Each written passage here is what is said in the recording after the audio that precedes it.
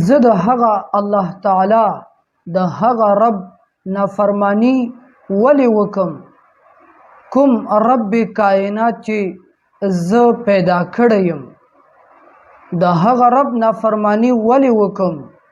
کوم رب کائنات چې ماته روغ صحت را کړی دی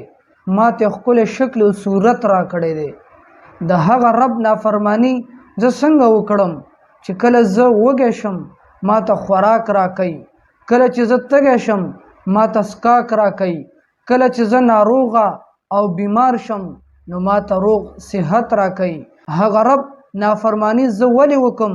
کوم رب چې په ما باندې ډیر احسانات کړي دي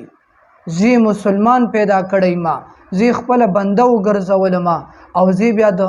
امام الانبیاء سردار الانبیاء جناب محمد رسول الله صلی الله علیه وسلم امتی پیدا کړلم د هغه رب نافرمانی زه ولی وکم کوم رب چې په تمامو کتابونو کې بهترین کتاب او مقدس کتاب چې کلام الله ورته ویل شي کتاب الله ورته ویل شي هغه مونږ ته راکړلو دا څومره احسانات چې ما سره خپل رب کړی دي بیا زه ولی د هغه بندگی ونکم بیا ولی زه د هغه عبادت ونکم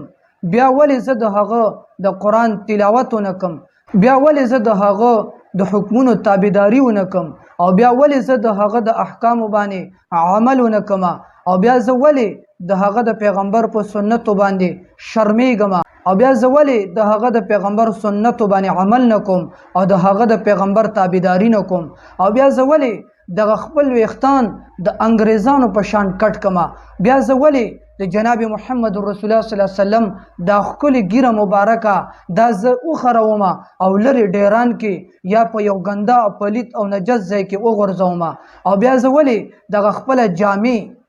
د سنتو خلاف جوړوم او بیا زه ولی د نبی علیه الصلاۃ والسلام حکم دی چې تاسو بریتونه کټ کړئ یې واړو ساتي او ګیره لوی کوي او زه ګیره کټ کوم او بریتونه لکه د بدمعشانو د متکبرینو د مغرورو خلکو په شان اوږده ساتم